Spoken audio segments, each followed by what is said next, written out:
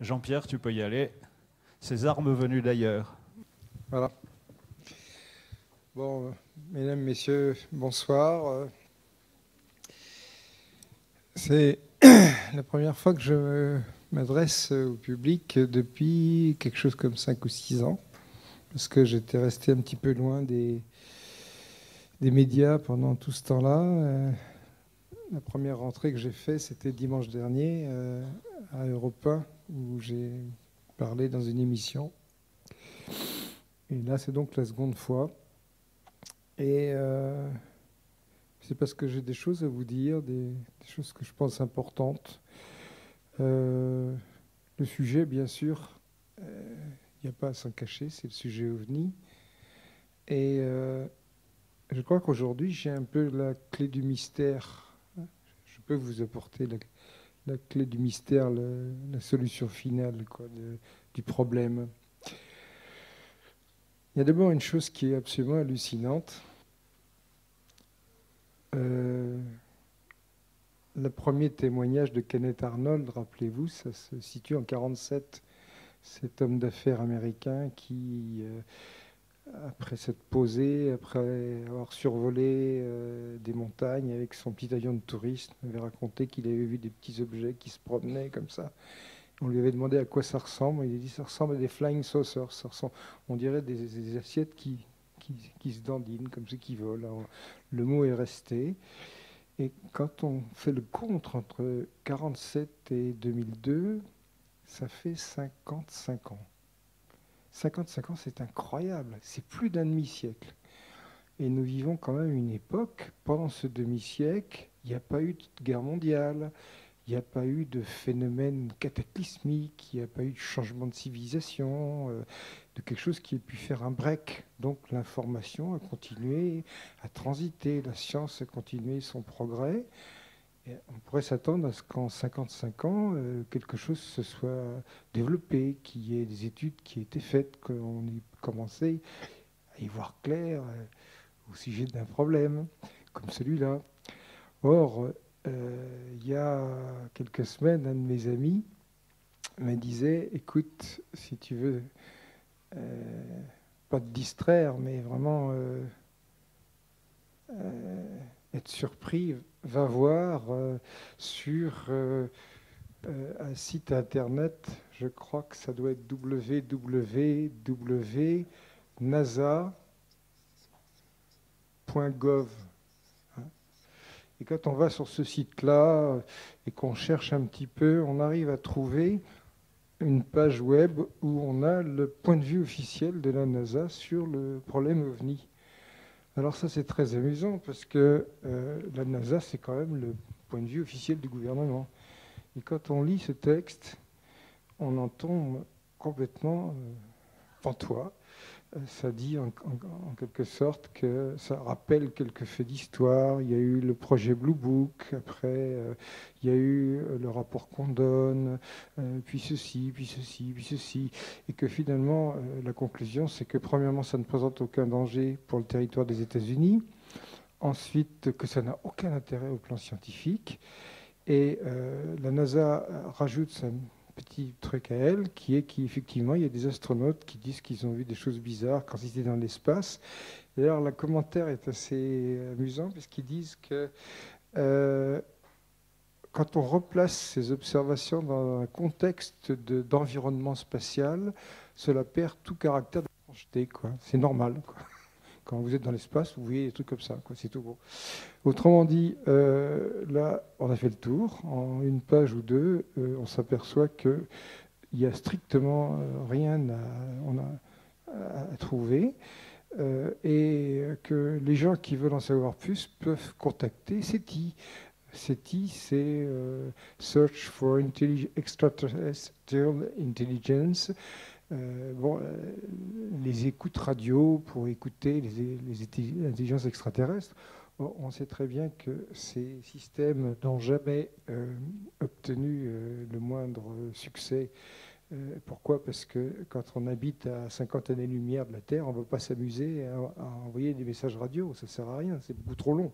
C'est comme si on ne voyageait pas et qu'on se dise il doit y avoir des gens de l'autre côté du Rhin, par exemple, ou des Alpes, et qu'à ce moment-là, on se mette à guetter des signaux de fumée, hein, ou qu'on se mette au bord de l'Atlantique, à la pointe du Raz, et on tend un micro comme ça, et on écoute les Américains parler, quoi. C'est à peu près aussi efficace. Donc là, en mettant nos antennes radio, en écoutant ce que des extraterrestres peuvent se murmurer par radio à des années-lumière, on est absolument sûr qu'on n'entendra jamais rien. Et c'est parce qu'on le sait qu'on fait ça, et c'est pour ça qu'on envoie les gens vers ce genre de truc. Et ça fait partie d'une composante qui s'appelle donc la désinformation, dont on aura l'occasion de parler tout à l'heure. Donc vous voyez que la position officielle est fantastique, parce que la position américaine, donc, vous la lisez à travers le communiqué de la NASA, circuler, il n'y a rien à voir. Hein. On a fait le tour, 55 ans se sont écoulés, les plus grands scientifiques se sont penchés sur la question, les études ont été faites, il y a des cas qui sont non élucidés, mais c'est pas grave, vous savez, c'est pas grave, ça ne menace pas le territoire américain et ça n'a aucun intérêt sur le plan scientifique. Donc, rideau. On a eu le même genre de discours pendant très longtemps en France. Hein.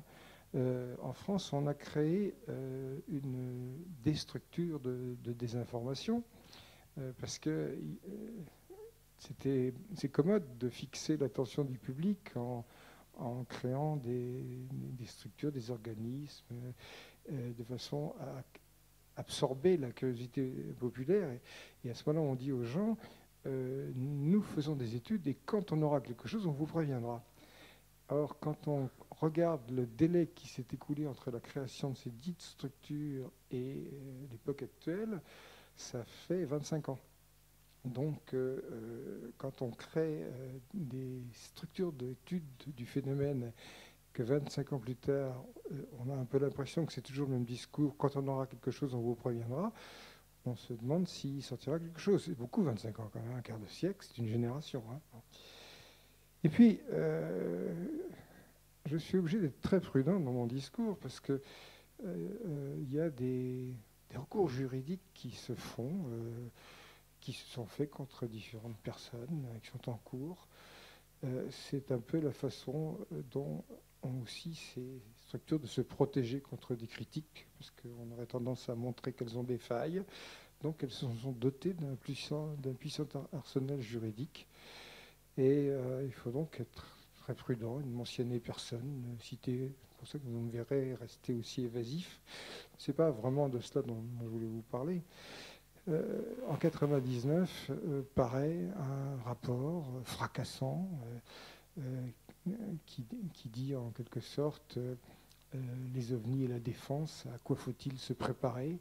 90 pages, on lit une chose pareille, et quand on lit ce rapport, on a l'impression que tout d'un coup, il y a un basculement total. Des tas de gens m'ont appelé en disant qu'il y a un changement à 90 degrés de l'attitude gouvernementale. On veut vraiment faire évoluer les choses. Je dis bon, voyons cela, voyons cela. Et c'est vrai que quand on lit ce rapport, on y voit leurs auteurs, et en particulier les militaires français, sonner le tocsin. Et dans ce texte, on évoque en clair, et si vous le procurez, si vous le lisez, des phrases qui sont étonnantes, comme quoi ce rapport affirme que les Américains auraient, je ne sais pas si on ne dit pas auraient ou ont, je crois que c'est même ont récupéré des épaves d'OVNI, en tout cas extrait des informations importantes à partir de ce dossier, à partir desquelles ont été développées des réalisations concrètes qui ont donné sur le plan technique et militaire aux Américains une avance considérable et que les Européens devraient s'en soucier. Et il y a même une phrase assez attendrissante, je dirais, c'est les Européens devraient se grouper pour faire pression sur le grand frère américain pour qu'il dise ce qu'il a appris en se penchant sur ce dossier, quoi. Alors, les Américains, quand ils doivent lire une phrase comme ça, ils doivent plutôt s'amuser. Donc, nous en étions là, avec ce genre de discours. Et là, je vais vous apporter la réponse parce que je l'ai obtenue pratiquement il y a un an pile, quand je suis allé en Angleterre. Dans les années 60, les Russes étaient les leaders absolus. Ils étaient bien meilleurs que les Américains. Et là, par manque de roubles, par manque d'argent, ils se sont fait complètement surclasser. C'est que maintenant, ils racontent ce qu'ils font, ils les bradent parce qu'ils savent que ça n'a plus beaucoup d'importance. Maintenant, ils sont incapables, ils ont perdu la partie, donc ils abattent leurs cartes. Ce qui fait que ça permet à ce moment-là à des gens comme vous, comme moi, d'être au courant de ce que font les Américains par Russes interposés. Et les Russes révélaient en particulier un certain nombre de données extrêmement importantes, comme quoi cet appareil-là volait à 10 000 km/h avec des réacteurs conventionnels, un peu comme les réacteurs du Concorde. Alors là, on se pose la question, on dit, mais comment est-ce que je fais pour voler à 10 000 km/h avec des réacteurs comme le Concorde? Alors ça m'a rappelé, après, des conversations que j'ai eues avec un jeune Belge. Encore, je ne cite pas de nom, qui travaillait pour une association, je ne cite pas de nom non plus, qui s'occupait d'OVNI et qui me disait il y a 5 ans, Monsieur Petit, qu'est-ce que vous pensez du mythe Aurora? On pouvait l'appeler un mythe. Aurora, c'était quelque chose. On se disait, est-ce que les Américains possèdent un avion hypersonique qui va à 10 000 km/h, qui vole à 60 km d'altitude, qui a des performances extraordinaires. Et en particulier, vous voyez, par exemple, quand vous voyez passer un supersonique, un liner dans le ciel, vous voyez le temps que ça met pour traverser le ciel. Hein. Lorsque c'est clair et que vous voyez la traînée de condensation, bon, ça va quand même prendre plusieurs minutes, quoi. Maintenant, si cette même traînée, vous la voyez passer en 10 ou 20 secondes, c'est que l'appareil va à une vitesse considérable. S'il va à 10 000 km/h, il va traverser l'intégralité du ciel peut-être en 10 secondes. Hein, et à ce moment-là, vous dites qu'il y a quelque chose qui se passe qui n'est pas normal. Et un jour, il y a des gens, je crois qu'on a eu plusieurs clichés de ce genre, qui ont pris des photographies dans un ciel très clair, et on avait une succession de petites taches blanches comme ça, pointillées. Et le témoin disait, c'est pas du tout un truc que j'ai pris en pause. Hein. J'ai pris un instantané de la traînée de condensation, mais je peux vous garantir que l'engin avait traversé le ciel à toute vitesse. Donc, sur la base de ces quelques rares témoignages de gens, les gens se sont posé la question de savoir est-ce que Aurora existe. Et si Aurora existe, ça posait un problème, et c'est ce que j'avais répondu à mon camarade belge. Moi, j'ai fait l'école supérieure d'aéronautique de Paris. Donc, en principe, le subsonique, le supersonique, les moteurs, les entrées d'air, c'est des choses qui me connaissent. Hein. Alors, quand vous prenez un moteur à réaction, eh bien, vous avez la chose suivante. Hein, quand vous prenez un moteur de Mirage 3, vous avez une espèce de buse comme ceci. Puis devant, il y a une onde de choc qui se forme. Et puis ici, l'air arrive à vitesse supersonique. Et ici, il est recomprimé et il est réchauffé.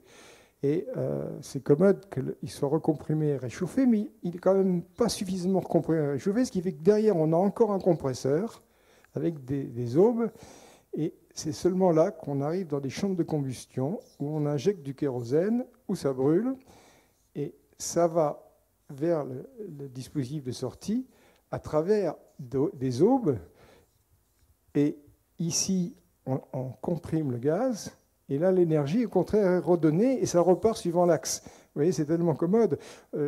L'énergie thermique est communiquée à cette turbine, qui la communique à la turbine en amont. C'est une simplicité formidable.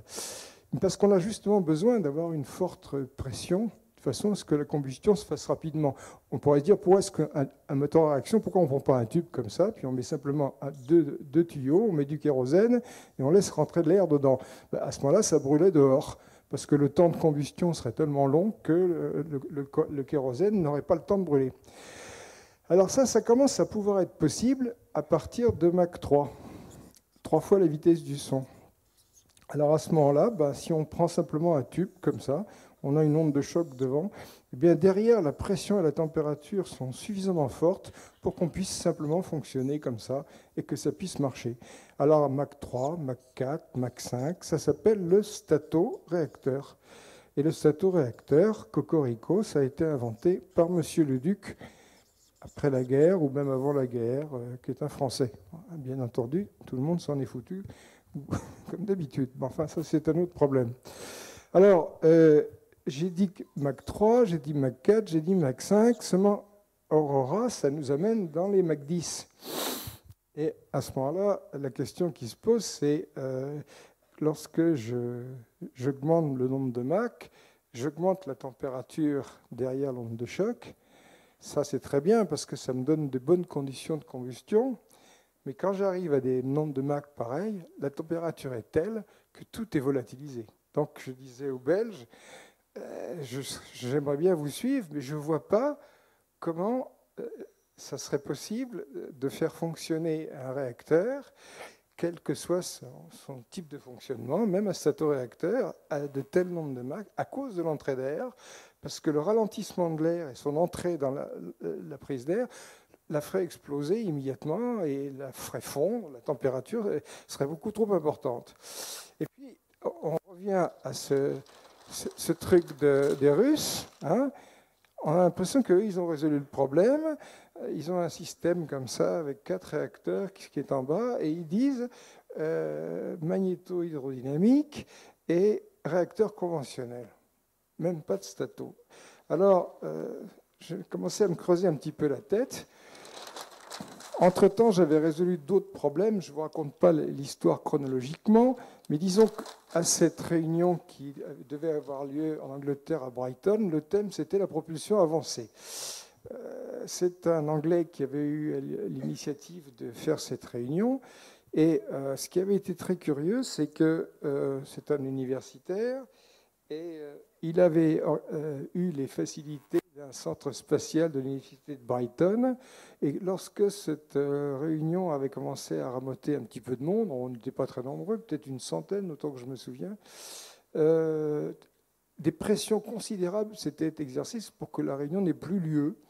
Et le type qui offrait les locaux, qui offrait la salle de réunion, qui offrait l'université, qui offrait les chambres pour héberger les gens, tout d'un coup, personne n'était plus d'accord. Le gars était parti, on n'avait même pas son téléphone, rien. Bon.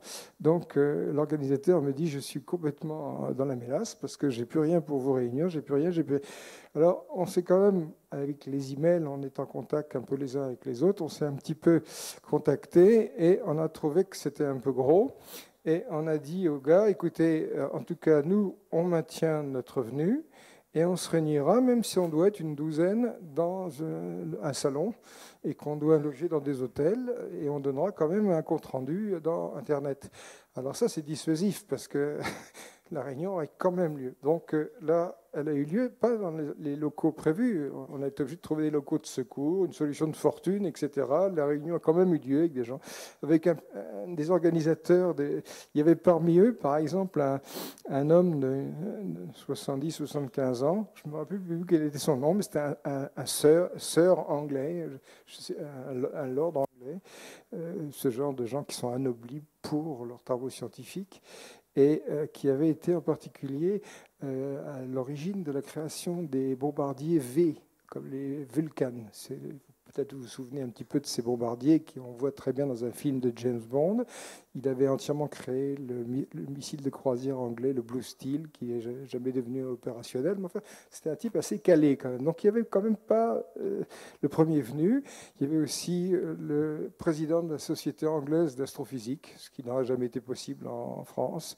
Bon, il y avait c'était un peu disparate comme ça. Il y avait aussi un grand nombre d'Américains. Et on avait donc été réunis sur ce thème de la propulsion avancée. Et lorsque j'étais dans... Attendez, excusez-moi, un peu chaud.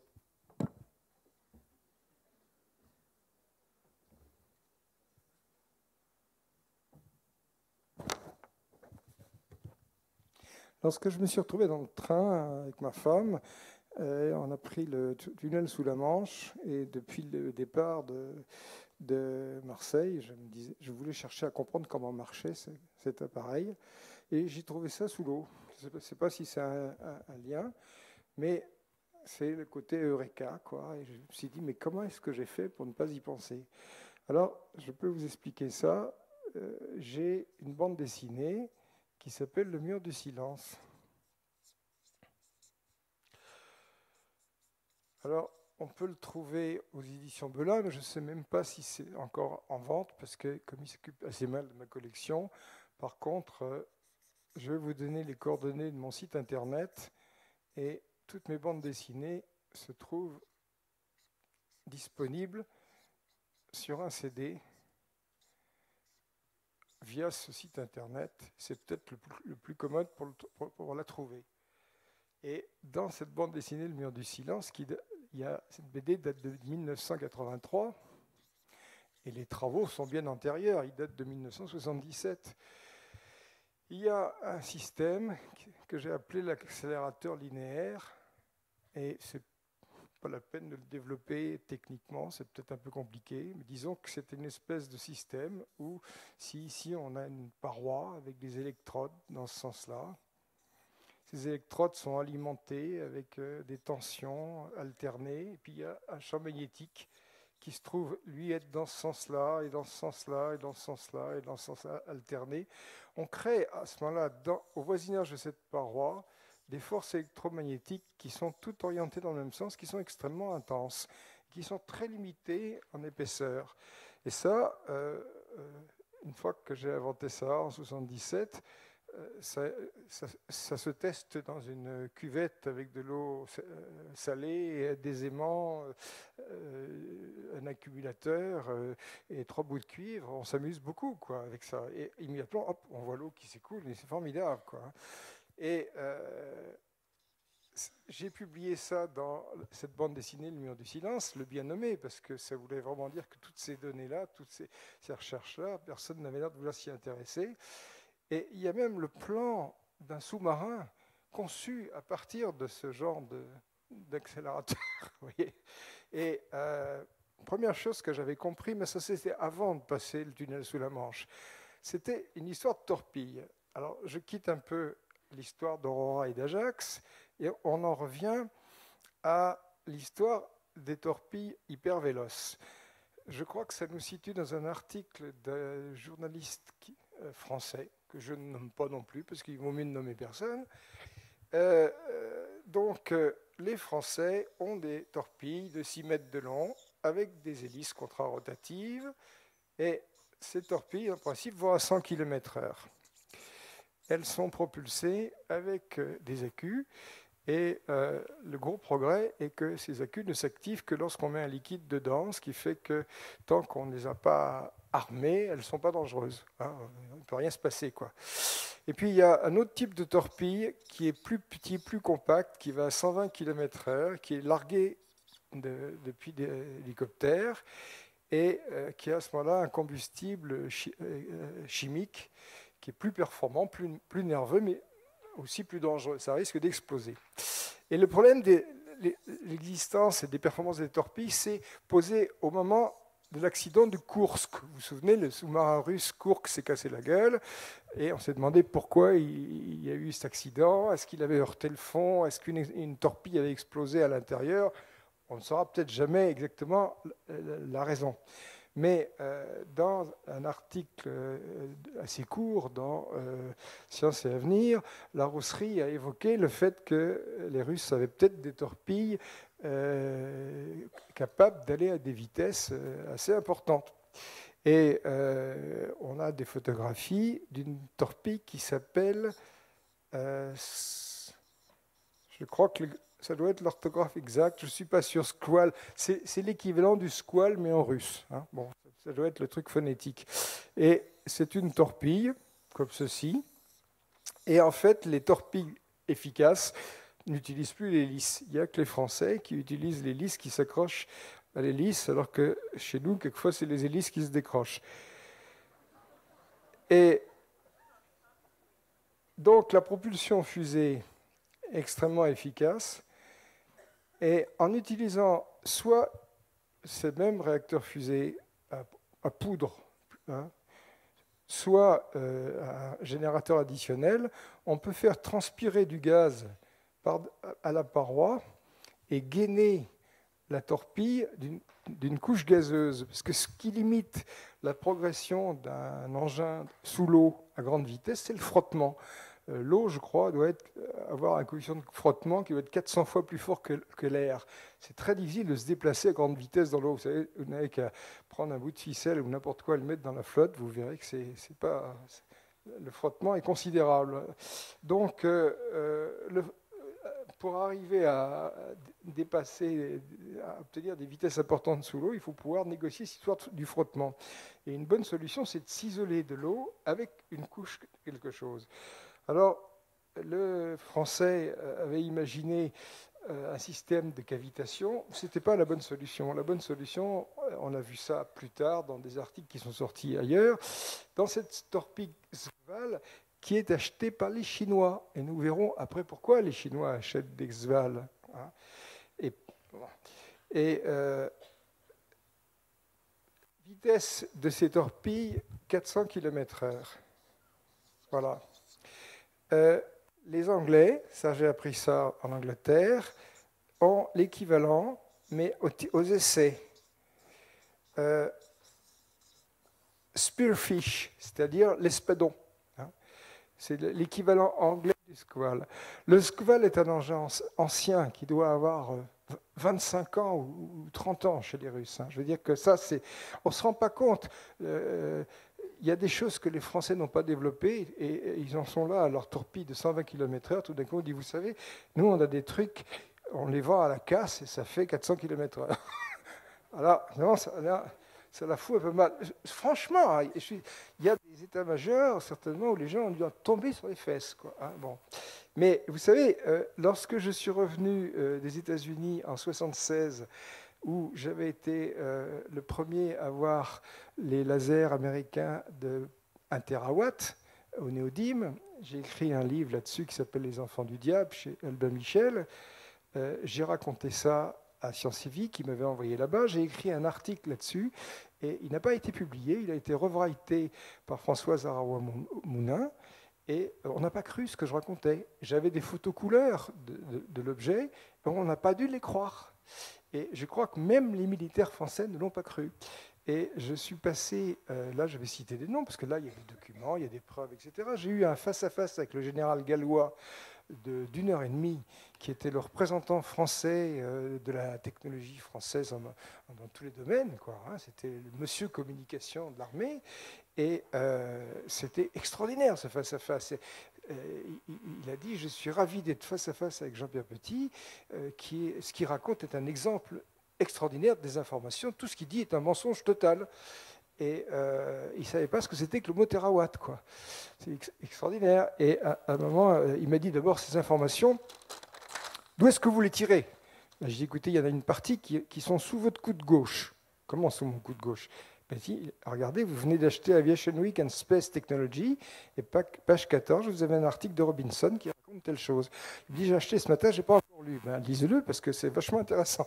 Enfin, donc, vous voyez que un hurluberlu de chercheurs CNRS en promenade comme ça, financé par un journal comme Science et Vie, peut mettre le nez sur des trucs confidentiels de défense au plus haut niveau, que l'armée française ignore totalement. Alors, on pourrait dire, comment est-ce que j'ai fait pour mettre mon nez là-dessus? Simplement parce que quand je suis allé en Amérique, je suis tombé sur le responsable de ces histoires de laser, qui était un type qui était un Suédois qui s'appelait Alström, à qui j'avais rendu service des années avant, et on était copains, quoi. Et il m'a rendu l'appareil. Et quand j'ai eu visité ça, en sortant de là, un ingénieur du CEA a dit, moi, ça fait 5 ans que je suis là, je n'ai jamais pu rentrer dans ce bâtiment, je ne sais même pas ce qu'on y fait. Et vous arrivez, vous rentrez, bah oui, vous savez, c'est curieux. L'Amérique est un endroit où il y a des secrets considérables. Peut-être ce que j'ai appris en Angleterre à Brighton, je ne pourrais pas l'apprendre en Amérique. Peut-être que ces gens-là ont bavardé là-bas, ils n'auraient pas bavardé ailleurs. Il y a des moments où les secrets passent, où ils ne passent pas. C'est assez incontrôlable, une chose comme ça. Enfin, Toujours est-il que pour cette histoire de torpille, la marine nationale française, certainement il y a encore un an, dormait sur ses deux oreilles totalement, avec ses torpilles à 100 et 120 km/h, en étant persuadé d'être complètement en pointe là-dedans. Bon, tout d'un coup apparaissent ces torpilles à 400 km/h, et puis ensuite, moi je pensais depuis longtemps à ce que j'avais commencé à évoquer dans ma bande dessinée Le Mur du Silence, ces torpilles MHD. Alors, j'ai dit que le frottement, c'était l'écueil principal pour arriver à pouvoir pénétrer dans l'eau. Une solution, c'est de le réduire en mettant quelque chose d'intermédiaire entre l'eau et la torpille, c'est-à-dire une couche d'air, comme font les Anglais, comme font les Russes. Puis il y a une autre solution qui consiste à agir sur la flotte et à supprimer le frottement. Alors, qu'est-ce que c'est supprimer le frottement? On a un engin comme ça qui veut rentrer à grande vitesse dans l'eau. Puis ici, voilà l'eau qui arrive. Et c'est quoi le frottement? C'est simplement le fait que les molécules sont ralenties par la présence de l'objet. Si ici, l'objet agit sur ces molécules et les accélère par des forces électromagnétiques, en créant un champ de force, mais un champ de force qui est absolument rien de mystérieux. Ce n'est pas du tout de la science-fiction. En laboratoire, on fait ça de manière extrêmement spectaculaire. À ce moment-là, il n'y a aucune limitation de vitesse. Et en 1977, les calculs que j'avais faits m'avaient amené à une conclusion trop modeste. Moi, je m'étais dit, on doit arriver à plusieurs centaines de kilomètres/heure sous l'eau. Ça me paraissait déjà complètement gigantesque. J'arrive à Brighton, et là, ma femme me dit, sois prudent, ne cite pas de nom. Alors, je ne citerai pas de nom. Quand j'arrive là-bas, je vois un Américain, même classe d'âge que moi, qui vient vers moi en me disant, vous êtes le professeur Jean-Pierre Petit? Je dis oui. Oh, je suis ravi de vous rencontrer. Vous savez que la première fois que j'ai entendu parler de vous, c'était en 1975, quand on m'a donné à analyser votre première note de compte-rendu de l'Académie des sciences sur les aérodynes MHD. Ça fait plus de 25 ans. Et ça fait 25 ans qu'ils suivaient tout ce que je faisais. Et la nouvelle dans la bande américaine que Jean-Pierre Petit était dans les murs a fait le tour. Les regards se sont illuminés. Et c'est un peu, vous voyez, comme si Louis Blériot débarquait, quoi. Hein. Tout d'un coup, imaginez une réunion à l'Airbus ou n'importe quoi. Tout d'un coup, on dit, vous savez, Louis Blériot est dans nos murs. Enchanté de vous connaître. Bon, donc, et en fait, je suis connu comme le loup blanc dans les black programmes américains. Bon. C'est un succès d'estime, on pourrait dire, on est content de l'apprendre. Enfin, c'est un côté comique, quoi, de dire qu'on a été totalement négligé dans son propre pays, alors que de l'autre côté, ils connaissaient tout sur ce que je faisais, quoi. Donc, ce gars-là avait développé cette torpille en question. Et cette torpille, elle a une forme tout à fait conventionnelle. Elle a un accélérateur linéaire, comme celui que j'avais dessiné. Alors, on voit ces électrodes linéaires comme ceci, hein. Et puis, le propulseur, c'est évidemment un propulseur fusée. Alors, le propulseur fusée, c'est aussi un domaine que je connais bien parce que les 6 premiers mois de ma carrière d'ingénieur, chercheur, je les ai passés à la SEP, la Société européenne de propulsion. Et j'ai été donc spécialiste des fusées à combustible solide. Donc je connais bien, je sais ce que c'est capable de faire. Et ces fusées à combustible solide, elles sont intéressantes parce que on peut utiliser le combustible lui-même comme protection. C'est-à-dire qu'il peut jouer dans l'abrasion, surtout dans un engin qui va se détruire, c'est pas grave, quoi. Hein, le flux de chaleur considérable obtenu par la chambre de combustion n'aura pas le temps de se propager aux autres organes de la structure parce que la poudre est un mauvais conducteur de la chaleur. Donc c'est pas mal. Alors effectivement, si on va voir un spécialiste de la propulsion, on va lui dire vos propulseurs, la température de combustion, c'est combien? 2500. Hein. Et ça marche combien? Ça peut marcher, je ne sais pas, 8-10 minutes, quelque chose comme ça. Hein. Et est-ce que vous pourriez nous faire un propulseur à 3000 degrés? Ah oui, mais pas aussi longtemps. Oui, mais moi, ça m'est égal. 20 secondes. Oh, pas de problème, si c'est le dire. Et effectivement, ces torpilles vont tellement vite qu'elles ont des temps de transit extrêmement courts. Hein, et elles ne sont pas destinées à être réutilisées, il n'y a pas de problème. Hein. Donc, les conditions d'utilisation des tuyères font qu'on arrive à monter à très hautes températures, qui sont, moi je dis 3000, c'est minimum. Mais si on mélange à cette poudre du césium, qui est une substance à fort potentiel d'ionisation, on crache du gaz ionisé. Et à ce moment-là, eh bien, on peut transformer ça en générateur MHD. Et voilà d'où vient l'électricité, de la fusée à poudre. Formidable. Donc, cette fusée à poudre, elle fournit 30% de la poussée. Ça, c'est pas moi qui le dis, c'est le gars qui l'a conçu. Et l'électricité reconvertie et réinjectée dans l'accélérateur donne 70% de la poussée. Et à ce moment-là, c'est sûr que ce gars-là, qui était d'ailleurs très sympathique, ils sont toujours très sympathiques. Les gens qui fabriquent des horreurs sont adorables, vous savez. Je crois qu'il ne doit pas y avoir plus gentil qu'un type qui travaille sur les armes bactériologiques ou les armes nucléaires, quoi. Et là, on en était à parler vitesse. Et j'ai dit, ce truc-là, ça doit atteindre au moins 400 km/h. Et là, il a eu cette remarque, il m'a dit, oh, much more. Avec un air de dire, mon pauvre vieux, tu ne peux pas savoir. Much more, j'ai mis combien? 2000 km/h sous l'eau. Hein, je mets le chiffre parce qu'on a du mal à y croire. Hein. Voilà cet engin, 2000 km/h sous l'eau. Et on pourrait dire, pourquoi il ne va pas plus vite? Parce qu'à 2005, c'est la vitesse du son sous l'eau. Alors là, on a un autre problème. Hein. Mais ça suffit, 2000 km/h sous l'eau. Et pourquoi c'est capital d'avoir des torpilles qui vont à 2000 km/h sous l'eau? Parce que l'engin le plus dangereux en cas de conflit nucléaire, c'est la plateforme sous-marine, qui est la plus difficile à détecter.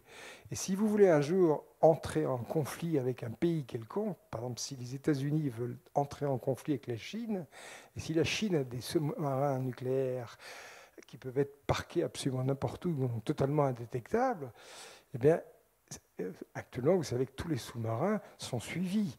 Hein, dans le temps, vous vous rappelez, à chaque fois qu'il y avait un sous-marin russe, il y avait un sous-marin américain qui était derrière, et vice-versa. Ils se prenaient tous par couple, quoi. Ils n'étaient jamais tout seuls. Hein. C'était impossible de laisser se promener un sous-marin d'un bloc qui ne soit pas en liaison avec un sous-marin de l'autre, parce que ce serait beaucoup trop grave. Maintenant, si vous pouvez lui envoyer dans la frimousse un truc qui va à cette vitesse-là, vous pouvez mettre par terre toutes les plateformes de tir de l'adversaire en une dizaine de secondes. Et ça, c'est absolument capital. Alors que si vous avez des torpilles qui vont à 120 km/h, sachez que le Kursk va à 120 km/h. Donc les sous-marins nucléaires modernes, rapides, ils vont plus vite que les torpilles françaises. Donc, pour avoir un sous-marin russe, les Français doivent lui dire « Attends, tu ne bouges pas. Tac !» Voilà, il faut être juste devant. Si vous êtes derrière, vous n'arrivez pas à l'attraper. C'est comique, mais c'est comme ça. Bon. Alors, donc, j'anticipe un peu, mais disons que à mon retour, je suis certainement un peu écouté à la maison. Il faut dire ce qu'il y a. Les gens sont quand même pas trop idiots. Puis, j'ai raconté ça peut-être à des gens, à droite, à gauche. Puis, on a aussi des échos. Et disons que dans les milieux militaires et dans la marine, actuellement, il y a un mot qui est devenu la tarte à la crème.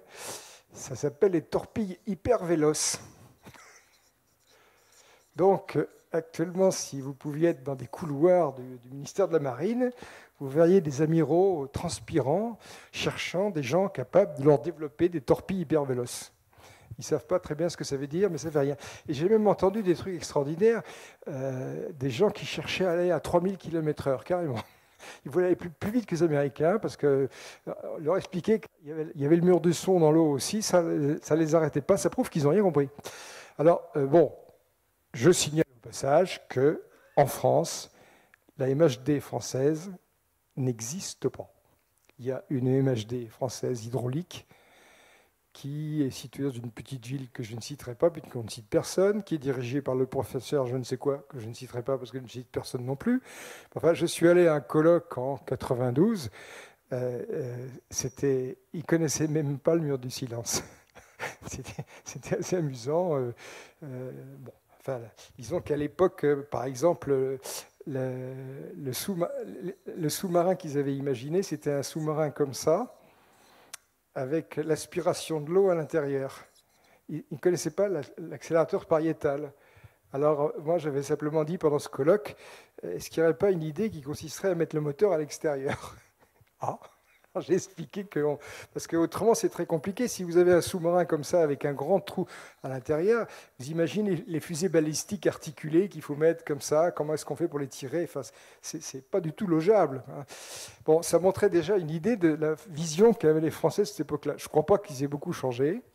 Enfin, bon, ça, c'était une petite parenthèse sur cette torpille. Maintenant, on en revient à cette histoire d'avion Ajax Aurora. Alors, quand je me suis trouvé là-bas, j'ai vite compris que non seulement j'étais tombé sur le gars qui avait développé la torpille hypervéloce américaine, qui était opérationnelle depuis 20 ans. Elle va à 2000 km/h sous l'eau depuis 20 ans.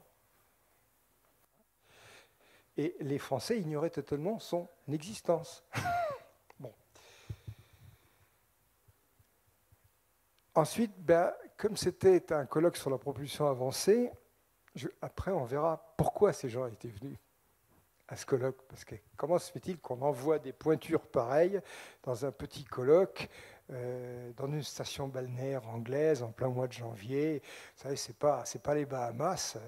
Disons que le soir, on n'allait pas siroter un daiquiri sur la plage. Hein. C'était pas tellement marrant d'aller là-bas. Donc il y avait une raison pour laquelle ces gens-là se rencontraient. Il fallait trouver cette raison. Et c'était assez cocasse parce qu'il y avait le colloque lui-même où les gens avaient des exposés, et puis le véritable colloque où les gens avaient des conversations. Et on se serait cru dans un roman de Pierre Nord, c'est-à-dire qu'il y avait des groupes, par exemple quand j'étais avec les Américains que je parlais, il y avait des gens dont les oreilles s'allongeaient comme les oreilles de Roger Rabbit, quoi, disant si je pouvais entendre ce qui se raconte. C'était terrible pour eux comme impression, j'imagine, parce qu'on avait l'air de beaucoup s'amuser, quoi. C'est sûr que pour eux, c'était assez amusant de rencontrer le type qui avait donné les idées de départ à partir desquelles ils avaient développé tellement de trucs. Maintenant, la question, comment se fait-il qu'il ait pu parler de choses pareilles? Je crois que la raison est simple, c'est que c'était déjà connu. Et un secret, ou c'est un secret absolu, ou s'il y a une autre personne qui le sait, c'est foutu. Et là, les Russes ayant déjà commencé à parler, ils pouvaient très bien raconter ce que les Russes avaient déjà commencé à raconter, c'est tout. Hein. Donc un secret partagé, c'est plus un secret. Donc les torpilles hyper véloces diraient, il n'y a que les Français qui ne savaient pas. Mais enfin, ça, c'est pas nouveau. Je veux dire que il y a des tas de choses pour lesquelles on a toujours été en retard d'une guerre et ce sera toujours comme ça, quoi. Bon. Alors, il fallait identifier les spécialistes des black programmes américains qui se trouvaient là et qui étaient au cœur des programmes hypersoniques américains. Et je vous ai dit tout à l'heure que j'avais fait une bande dessinée que j'ai appelée le mur du silence. Et il se trouve que cette BD a été traduite en anglais et s'appelle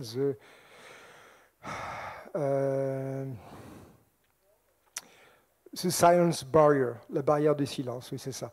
Et je l'avais amené sous mon bras et j'en ai fait quelques photocopies pour les gens parce qu'elle est épuisée depuis longtemps en Angleterre là-bas. Et j'avais cette BD et avec cette BD je vais aborder un de ces gars-là dont je savais qu'il était un peu au cœur d'Aurora. Et il me dit, très jovial, « Oh, écoutez, je suis content de faire de votre connaissance, j'ai entendu parler de vous, et cette bande dessinée que vous avez, est-ce que vous pourriez me la montrer? Je meurs d'envie de la voir, une bande dessinée MHD, vous vous rendez compte, nous, ça nous passionne, etc. » Et voilà que j'ouvre la BD, clac, page 36, tout à fait par hasard. Et qu'est-ce qu'on voit, page 36 de cette bande dessinée? Eh bien, on voit le dessin suivant, avec ici des conducteurs électriques subpariétaux et un dispositif magnétique. Alors, si vous regardez la bande dessinée, vous reconnaîtrez le schéma, quoi, parce que ça donne des choses comme ça. Donc c'est pas tellement parlant hein, pour quelqu'un qui connaît pas, c'est une espèce d'ellipse comme ça. Puis là, il y a des électrodes, puis ça fait ça, puis ça fait bon, peu importe le dessin. Et à ce moment-là, il dit Ah, but this is Ajax. Il reconnaît Ajax, le truc américain, quand même extraordinaire. Hein. Et en fait, c'est le secret d'Ajax, mais c'est aussi le secret d'Aurora. Et ça se trouve dans ma bande dessinée depuis 83. Donc c'est vrai que les Américains sont pliés en deux, parce que le secret militaire number one de leur hypersonique traîne dans une bande dessinée éditée par un crétin de français en 83. Et ça confirme une chose, c'est que effectivement en 83, je suis allé en Amérique. Et, cette bande dessinée vient aussi de sortir là-bas. J'étais invité à Berkeley à faire une conférence par un ami, et c'était le professeur Oppenheim, qui était directeur du département de mécanique des fluides de Berkeley. Et j'ai fait cette conférence, je parle de tas de choses, je parle de l'accélérateur pariétal, etc. Et tout d'un coup, Oppenheim me dit, écoutez, professeur Kunkel, il me parle à un type qui avait 70 ans, au bout, un brave petit bonhomme. Professeur Kunkel, nous nous connaissons depuis 45 ans, hein, nous avons fait nos études ensemble. C'est la première fois que je vous vois vous tenir aussi mal dans un séminaire. Vous n'arrêtez pas de dire, écoutez, qu'est-ce qui se passe? Alors on passe la parole à Kunkel, et Kunkel dit, écoutez, depuis une heure que j'écoute ce Français parler, il est en train de développer des tas de thèmes extrêmement intéressants. Il y en a une grande quantité qui sont également développés dans notre pays, mais chez nous, ça correspond au plus haut niveau de secret défense. Et voir un auteur de bande dessinée expliquer ça aux étudiants de première année, je ne comprends pas. Et il dit, c'est tellement secret que je ne suis même pas autorisé à vous dire quel sujet il s'agit. C'est vrai que pour lui, c'était... Vous imaginez le type à qui on a dit ces choses-là, nous sommes en train de développer ça, c'est ultra secret. De quoi il voit un gars qui arrive de France, il explique ça. Bon, j'ai raconté ça dans un livre, mais ça confirme. Hein. Et on savait déjà qu'à l'époque, par exemple, ces choses-là étaient développées au Lawrence Livermore Laboratory, des choses de genre. Donc là, le type en question, il se grille immédiatement. En disant oui, c'est Ajax. Et j'ai dit oui, et c'est aussi le secret de votre engin Aurora. Et là, ben, ma foi, complètement déstabilisé, il est obligé de dire oui. Et là, on a discuté le coup. Et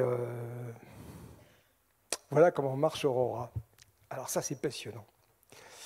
Comment arriver à faire voler un avion hypersonique à Mach 10 avec des turboréacteurs conventionnels? C'est un problème impossible, normalement. Hein. Alors, Aurora, on a des photos d'Aurora aux essais qui ont été publiées dans Aerocosmos. C'est un truc comme ceci, de profil. Voilà. Ça, c'est la vue en plan, la vue de profil. Puis vue en plan, ça a une gueule comme ça. On dirait un peu une palme sous-marine, disons. Hein. Voilà.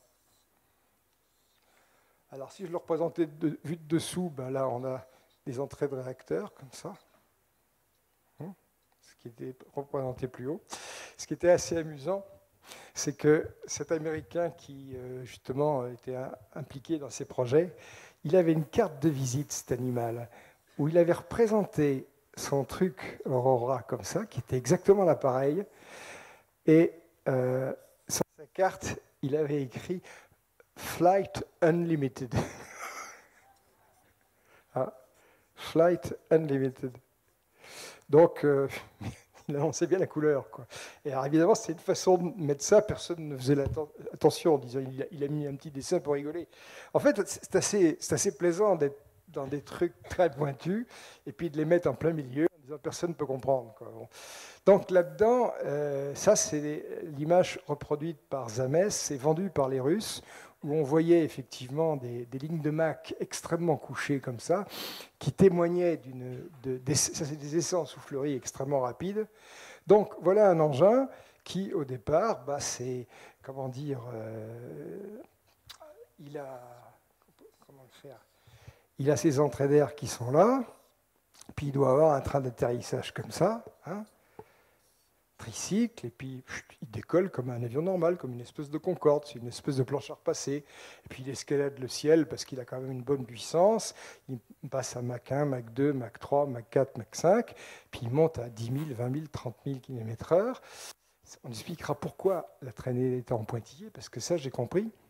Et une fois qu'on arrive à cette limite, justement, de ces Mach 4, 5, où la température est beaucoup trop élevée, il est exclu d'utiliser ces entrées d'air.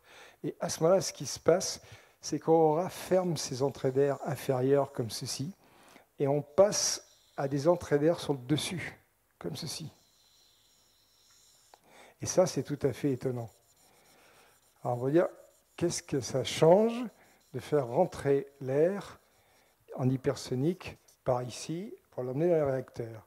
Eh bien parce que à ce moment-là, on va faire un dessin plus précis. Là, vous êtes les premiers à qui je raconte ça.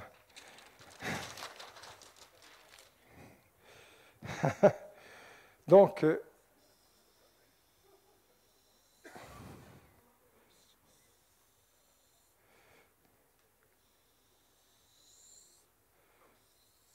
voilà donc Aurora avec son entrée d'air supérieure ouverte.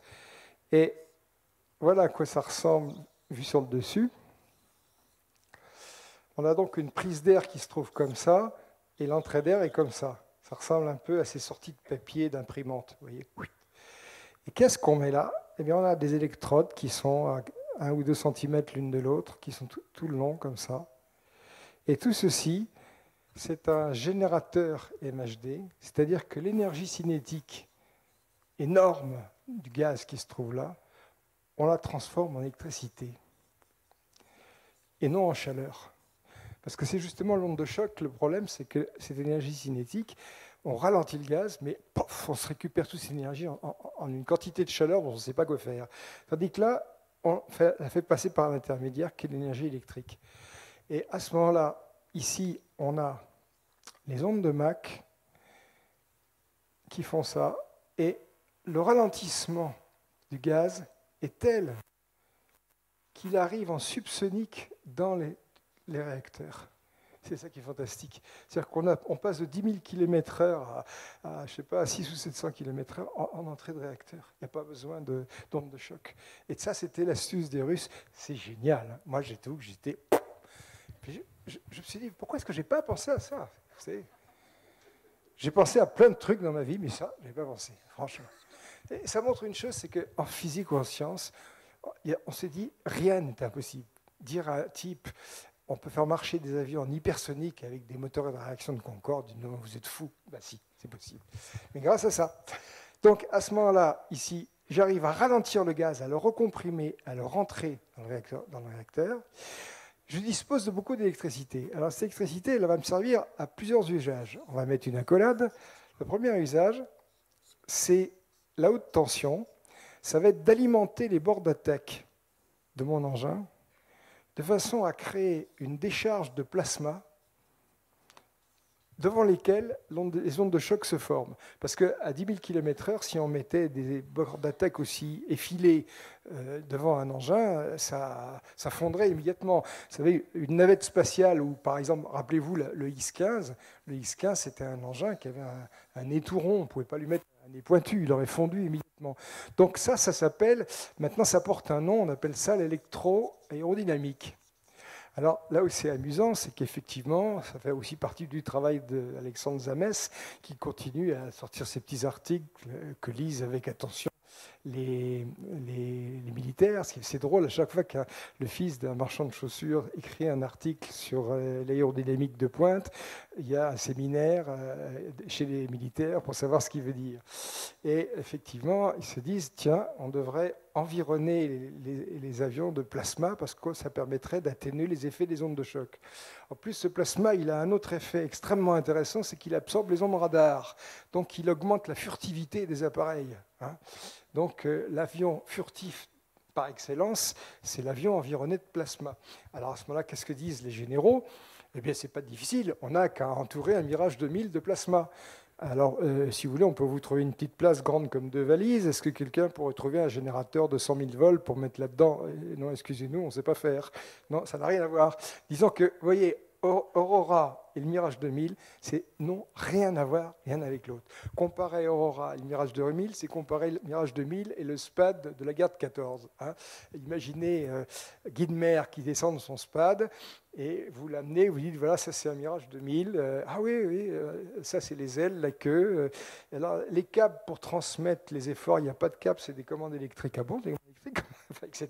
Il ne peut rien comprendre. Quoi. Je veux dire, les deux appareils n'ont plus rien à voir. Et là, il y a à peu près autant de différences technologiques. Et ça représente, je pèse mes mots, 25 ans de retard. Irrattrapable. Hein, bon. Alors, cette électricité, elle est utilisée pour traiter les bords d'attaque, pour protéger l'appareil, pour éviter les ondes de choc. Ensuite, elle est utilisée pour traiter le carburant, pour l'enrichir en molécules C60, pour lui donner une meilleure conductivité électrique et améliorer ses performances en combustion. Et puis, dernière opération, ceci est également un accélérateur MHD, c'est-à-dire qu'à ce moment-là, on utilise cette électricité pour accélérer le gaz en sortie par un système que maintenant on appelle dans les milieux autorisés bypass. Bypass, passer muscade. Hein, je prends l'énergie ici, j'en sors derrière. Hein. Cette énergie qui m'embêtait ici, je préfère la mettre là-bas et sans me la prendre dans la frimousse sous forme thermique. Je crois que, même si vous n'êtes pas spécialiste, vous avez un peu compris de quoi il s'agissait. Que c'est vraiment des choses tout à fait géniales. Alors pourquoi est-ce qu'Aurora avait une traînée en pointillé? Parce que ici, on a ce qu'on appelle une tuyère semi-dirigée, c'est-à-dire qu'il n'y a qu'une seule paroi. L'autre paroi, c'est l'horizontale. Hein. Et lorsqu'on est à la vitesse, à l'altitude normale de fonctionnement, hein, à ce moment-là, l'éjection se fait comme ça. Et l'altitude, c'est 60 km. Donc, 10 000 km/h, 60 km. Si on est à plus basse température, à plus basse altitude, la pression est plus importante et à ce moment-là, le jet de gaz a tendance à se concentrer comme ça et à donner des alternances de pincement et si vous avez des vieux livres d'aéronautique, je ne sais pas s'il y a des fans d'aéronautique chez vous, mais il y a par exemple un avion qui s'appelle le Thunderjet. Hein. Thunderjet, c'était un des premiers avions américains à réaction, comme ça. Bon, c'était avec des ailes droites, bravement subsoniques, comme ceci. Hein. Thunderjet. Et c'était un avion qui était avant l'époque des tuyères à géométrie variable. Donc, il avait une tuyère à géométrie tout à fait standard. Et comme il était, par exemple, pour voler à 5, 6, 7 000 mètres d'altitude, on n'allait pas configurer sa tuyère pour voler au ras du sol. Donc, la tuyère était faite pour éjecter son gaz comme ça, à 7000 mètres d'altitude. Mais quand il était au ras du sol, la pression était trop forte, et derrière le Thunderjet, eh bien, on voyait ça. On voyait une succession de taches sombres, comme ceci, et vous verrez ça dans toutes les vieilles encyclopédies. Ça correspond au fait que le jet est ondulant, comme ça correspond à un système d'onde de choc, et avec une luminosité en pointillé. Donc, autrement dit, la luminosité en pointillé obtenue sur la photographie d'Aurora signifiait simplement qu'il était en phase de montée et que le type l'avait pris en photo à une température inférieure à son altitude normale. Il n'avait pas une tuyère à géométrie variable, c'est trop compliqué. Donc, quand on est un bon spécialiste de l'aéronautique, on peut réfléchir un petit peu sur des questions.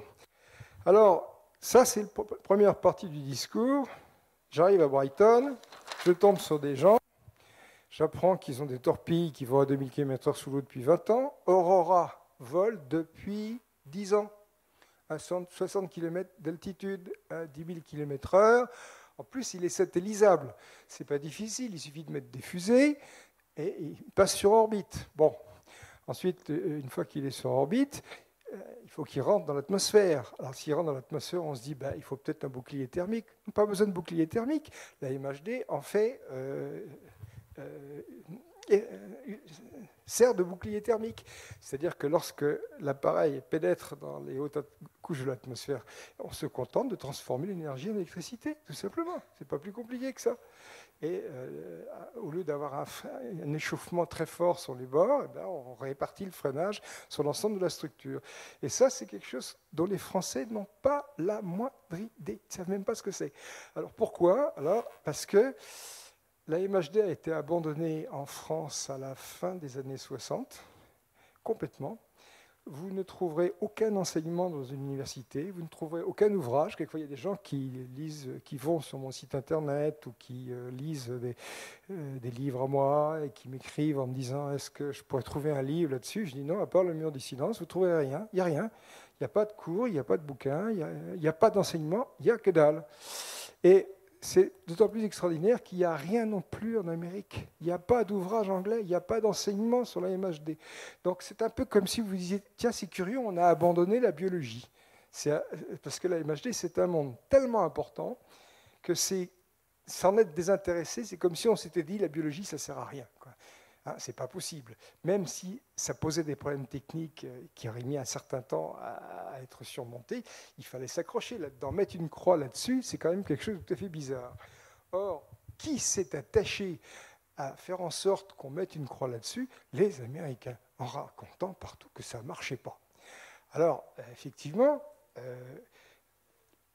les jours passent avec ces Américains. Je ne dirais pas que les relations amicales s'établissent, mais enfin, ils ont l'air de plus en plus décidés à parler, et on se met à parler, vu qu'on est venu à ce colloque pour parler d'autre chose. Je ne sais pas si j'aurai le temps de vous en dire deux mots tout à l'heure, ces histoires de propulsion évancée. Enfin, tout le monde parlait OVNI dans les couloirs et pas dans la salle, quoi. C'était à peu près ça, quoi. Bon. Alors, moi, je leur ai posé la question, je leur ai dit... Est-ce qu'aux États-Unis, vous êtes convaincus de l'existence matérielle des ovnis? Ils m'ont dit, mais oui, ça ne date pas d'hier. Je dis, mais ça date de quand? Ça daterait, par exemple, de Roswell, de 1947. Oh non, non, avant. Pourquoi? Avant, parce qu'on a vu des films montrant des forteresses volantes avec des engins qui étaient plus grands que les forteresses volantes et qui se promenaient entre les forteresses, quoi. Je veux dire que très très vite, les militaires américains ont été confrontés à ce truc-là. Et je dis, est-ce qu'il est vrai que vous avez récupéré des épaves, des corps? Tout à fait vrai, on a récupéré des épaves, des corps. Ah, d'accord. Et alors, qu'est-ce qui s'est passé?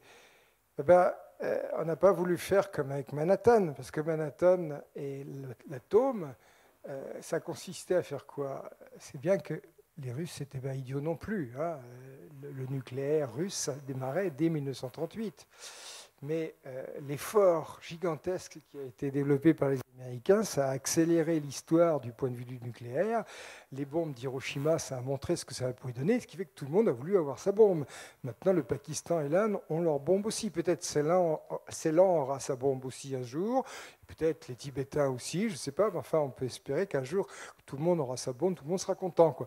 Donc, la meilleure solution, quand on met le doigt sur une technologie extrêmement prometteuse, c'est de désintéresser totalement les gens de cette technologie. Parce que pour garder un secret 1 an, 2 ans, 3 ans, ça peut aller en maintenant simplement un blackout total. Pour maintenir un secret 55 ans, c'est la désinformation. Et ils ont joué la carte des lasers. Ils l'avouent. Hein, parce que maintenant, c'est vrai que dans les chancelleries européennes, les gens se rendent compte qu'ils se sont fait couillonner, mais complètement. C'est quelque chose d'extraordinaire, quoi. Disons qu'ils sont restés sur une situation attentiste. Ils ont été très sensibilisés aux problèmes. Ils ont mis des équipes qui ont comptabilisé les dossiers, qui ont fait des études. Tout à l'heure, nous avions, je ne sais pas s'il est par là, le professeur Bougnas. Le professeur Bougnas a joué un rôle très important dans les années 80 à l'occasion d'une affaire qui s'appelle l'affaire de Trans-en-Provence. C'est assez amusant parce que moi, j'ai 64 ans. Il faut avoir de la bouteille pour avoir sur le sujet OVNI un certain regard et balayer un petit peu tout le spectre. Quand un type a 30 ans, c'est pas possible. Il était en culotte courte quand les choses importantes se produisaient, quoi, hein. Donc, quand Trans-en-Provence se situe dans les années 80, Et à cette époque, un paysan voit une espèce de boîte de conserve atterrir dans son champ, et repartir. Et un peu intrigué, enfin je ne vais pas revenir dans cette histoire-là qui traîne dans tous les bouquins, des analyses ont été faites sur ce truc-là, et Bougnac est intervenu sur ce site. Et ici, on a l'épicentre de, je sais pas, 1,50 m de diamètre, et ça représente 10 mètres, eh bien, il a prélevé des luzernes témoins, tous les mètres, comme ceci, comme ceci, comme ceci, comme ceci. Et Bougnac, c'est un monsieur qui a fait sa thèse de doctorat sur les traumatismes végétaux subis par les luzernes sous l'effet des radiations nucléaires. Donc il était très très bien outillé scientifiquement pour faire ce type d'analyse. Donc il a étudié toutes les caractéristiques des végétaux et il s'est aperçu d'une chose, c'est que s'il prenait un paramètre quelconque, par exemple le taux de carotène, de phéophytine, de violaxanthine, en fonction de la distance, eh bien, on obtenait à ce moment-là quelque chose d'extrêmement corrélé. C'est-à-dire qu'il y avait une perturbation de grande ampleur qui, en plus, était en 1 sur R2, correspondait à un phénomène radiatif. Et, disait-il, il ne voyait absolument pas qu'est-ce qui aurait pu produire ça, sauf si on avait déposé une source nucléaire de 100 mégarades. Il aurait fallu ouvrir un réacteur nucléaire à cet endroit-là pendant 2 minutes pour voir ce que ça donnait et voir. Donc, ça a été quelque chose de très important. En plus, ça a aussi quelque chose de très important, c'est que les essais ont été faits après qu'il ait plu. Donc ça résistait à la pluie. Ensuite, les échantillons ont été collectés 15 jours ou 3 semaines après les événements. Donc c'était durable. Ensuite, le phénomène est revenu à la normale en 18 mois. Donc autrement dit, c'est un peu comme un cambrioleur qui vient et qui marche dans votre maison, il laisse des traces avec ses chaussures, et ces traces avec ses chaussures, elles sont encore visibles 18 mois plus tard. Donc en voyant ça, je me rappelle Aimé Michel, qui est mort maintenant, a dit, mais Bougnac, c'est un type formidable, il a posé cette étude des ovnis sur des bases scientifiques, c'est extraordinaire. Bon. Alors effectivement, ce genre de problème-là soulevait une question énorme. Apparemment, les ovnis laissent des traces biologiques. Bon. On aurait pu s'attendre à ce que des études aient pu être faites par la suite. Et il y a eu de nouveaux cas qui sont intervenus. Et là encore, toujours dans le même type de politique, on ne citera personne, on ne citera aucun organisme, ni rien du tout. Mais un autre cas s'est produit un certain temps après, des gens sont venus, sont intervenus, ont ramassé des échantillons. Alors là, dans le premier cas, les gendarmes avaient ramassé dans des boîtes à chaussures les échantillons terreux avec les luzernes dedans, ce qui leur a permis de survivre. Parce qu'évidemment, quand ils sont arrivés dans l'organisme concerné, on a commencé par les mettre dans un placard. C'est un miracle s'ils ont survécu, quoi. Et là, c'est encore plus extraordinaire, bien que Bougnac s'ait donné des consignes complètes sur la façon de gérer cette histoire-là, les échantillons ont été mis dans des sachets plastiques agrafés. Puis en plus, certainement, laissés sur un bord de fenêtre en plein soleil. Quoi. Ce qui fait que vous mettez des luzernes comme ça dans des sachets en plastique, ça fait effet de serre, vous les mettez au soleil, en 3 jours, il n'y a plus rien à analyser. Et ensuite, ces échantillons sont arrivés dans un laboratoire d'université, et il n'y avait plus rien à analyser non plus. Bon. Alors, question, est-ce que les gens qui ont fait ces analyses-là sont des idiots ou pas?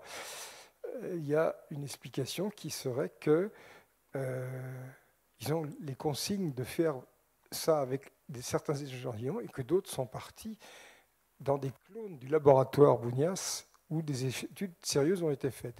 Donc, la France possède elle aussi la preuve que le dossier OVNI a du corps. Elle les possède à travers des choses de ce genre. Elle les possède à travers des spectres qui ont été pris à l'aide de bonnettes interférométriques qui sont montées sur les appareils photographiques des gendarmes, lesquels sont des militaires. Ces bonnettes sont montées depuis 1979. On peut se dire qu'il y a assez peu de chances quand même, depuis 25 ans, que aucun gendarme n'ait jamais pu prendre une photo avec un de ces bons dieux d'engin. Et ça se trouve également sur les ciné-caméras des avions. Enfin, je passe. Bon, les éléments tels que le sujet OVNI soit complètement crédible existent. Ça explique l'émission en 99 du rapport non cité que j'évoquais tout à l'heure. Et comme disait si bien ma femme qui connaît un peu la matière juridique, ce sont les conditions, les conclusions moins les pièces. Les pièces, ce sont des analyses biologiques, ce sont des analyses spectroscopiques que vous ne verrez pas. Mais les Américains et les Russes sont allés beaucoup plus loin et beaucoup plus vite. Dès les années 40, ils ont eu des épaves, ils ont eu des bons hommes. Et à ce moment-là, ils se sont dit, oh là là, mais il y a des choses extraordinaires à connaître là-dedans. On va désinformer le reste du monde un maximum pour être les seuls à rester sur ce coup. Et ils l'avouent maintenant, enfin, en privé, avec la plus grande jovialité. Et c'est vrai que c'est extraordinaire d'avoir pu désinformer des gens pendant un demi-siècle et que tout le monde se soit laissé faire. Et c'est aussi extraordinaire de voir ces mêmes Européens se dire « mais il faut absolument qu'on s'y mette ». Parce que là, c'est foutu. On ne rattrape pas 25 ans de retard scientifique comme ça. Même les prémices scientifiques de ces choses-là, ils les ont même pas, quoi. C'est comme si vous étiez, je ne sais pas moi, à l'époque de la marine à voile et qu'il fallait tout d'un coup concevoir le Mirage 2000. Non, je m'excuse, ça n'a rien à voir, quoi. Vous faites un peu de mécanique des fluides, mais vous ne jouez pas dans la même cour, dans la même catégorie, quoi. Alors, je vais essayer de me résumer parce que je vois que j'ai été un peu long, même si ça vous intéresse. En Angleterre, j'ai donc entendu des choses assez étonnantes. J'en ai entendu bien plus encore que j'ai un petit peu évoqué. Ça va beaucoup plus loin que ça. Ça va beaucoup plus loin que ça. Pour les Américains, l'OVNI, c'est une réalité. Ensuite, ils ont découvert la source d'énergie de ces objets. Cette source d'énergie, ce n'est pas le nucléaire, c'est l'antimatière. Ils ont découvert aussi la façon de synthétiser cette antimatière. Ils ont découvert la façon de la stocker. Et parmi ces façons de la stocker, il y en a une qui correspond à un truc de la taille d'une balle de golf. Et l'antimatière se trouve à ce moment-là stockée dans des cristaux. Et avec ça, on obtient une destruction de 40 tonnes de TNT. Alors on pourrait se dire, où est le progrès? C'est pas tellement puissant, une chose pareille. Eh bien, je vous le dis, cet objet-là, c'est un changement catastrophique dans la stratégie militaire. C'est la fin de l'équilibre de la terreur, car c'est employable. Ça n'est pas polluant, il n'y a pas d'hiver nucléaire.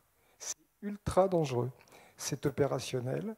Et bon, alors, un premier aspect, le stockage d'antimatière dans des bouteilles magnétiques permet aux Américains de mettre en jeu des accélérateurs MHD qui ont des vitesses d'éjection de 500 km par seconde.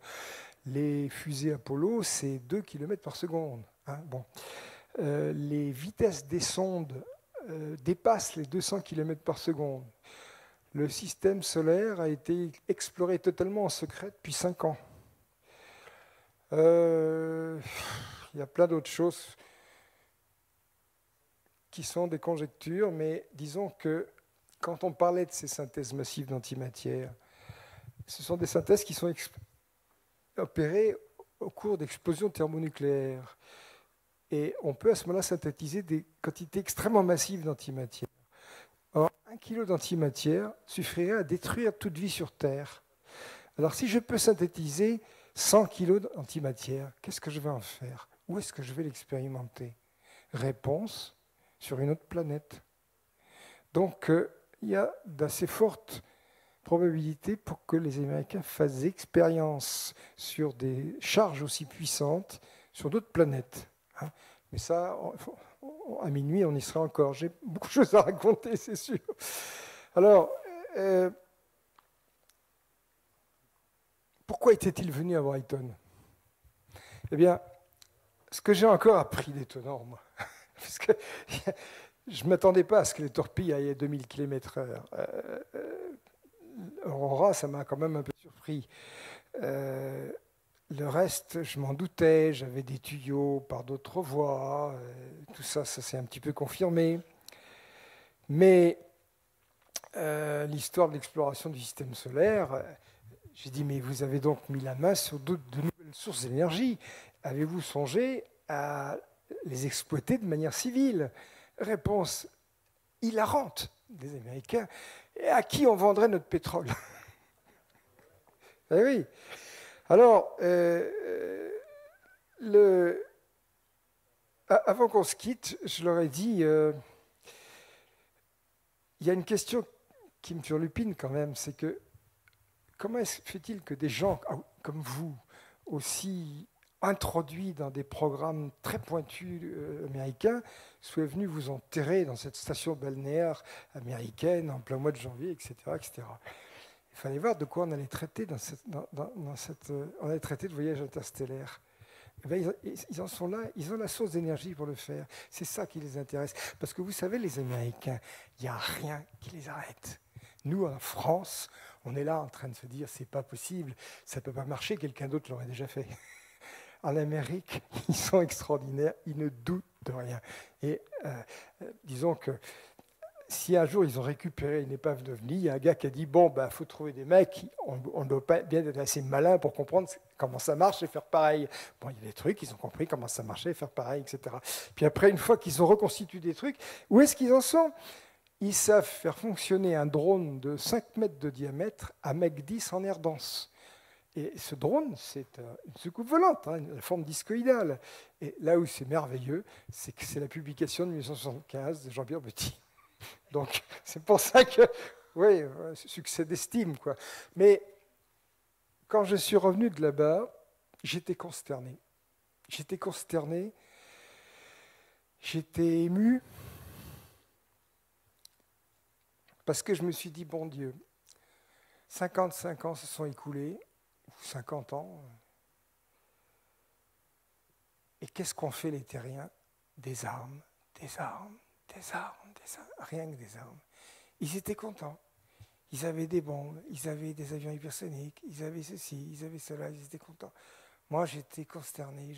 Je pensais, vous vous rendez compte que ces black programmes équivalent à 100 milliards de dollars par an, qui sont... Et alors, bon, peut-être une dernière anecdote, c'est tellement de choses à vous raconter là-dessus. À un moment, j'ai dit, mais où est-ce que ça se traite, ce truc-là? L'Air 51 est beaucoup mis à contribution. Vous avez entendu parler de cette espèce d'endroit du Nevada qui ne figure même pas sur les cartes et tout ça, où on a des photos prises sur satellite, où on voit quelques vagues baraquements et tout ça. Et je demande à un des types, est-ce que vous connaissez l'Air 51? Et il y a un qui dit, vous savez, la science, c'est comme Macy's. Macy's, c'est le grand magasin du printemps de New York. Il dit, le grand public, il va au rez-de-chaussée. Nous, on a les clearances pour aller aux étages supérieurs.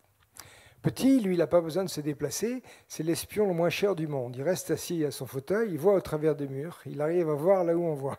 Il s'amuse beaucoup. Il dit, on devrait vous embaucher, vous êtes le moins cher. Et le problème, c'est qu'on ne sait pas qui habite au dernier étage. Et on ne sait pas qui a le pouvoir aux États-Unis. Et on ne sait pas qui gère tout ça. Extraordinaire, hein? Alors après, j'ai dit, mais parmi vous, est-ce qu'il y a quelqu'un qui est allé à l'Air 51?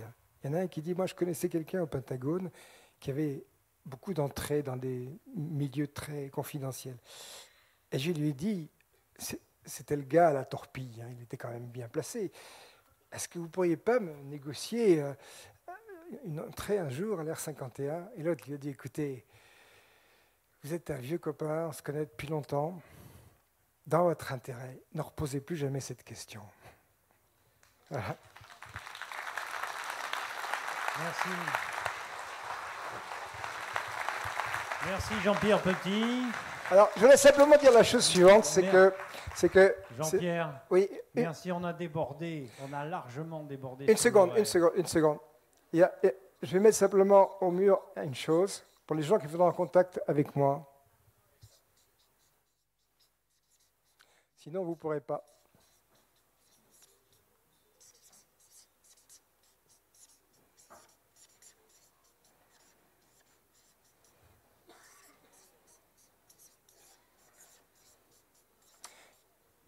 Il faut écrire là. Ou alors, il y a cet email.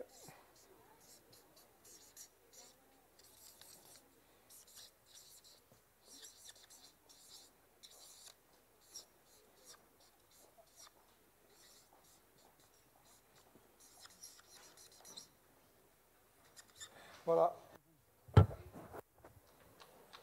Merci Jean-Pierre Petit. Je crois que vous pouvez l'applaudir très fort pour cette rencontre. Je vous rappelle qu'on vous attend nombreux pour les signatures dans le hall d'entrée du théâtre.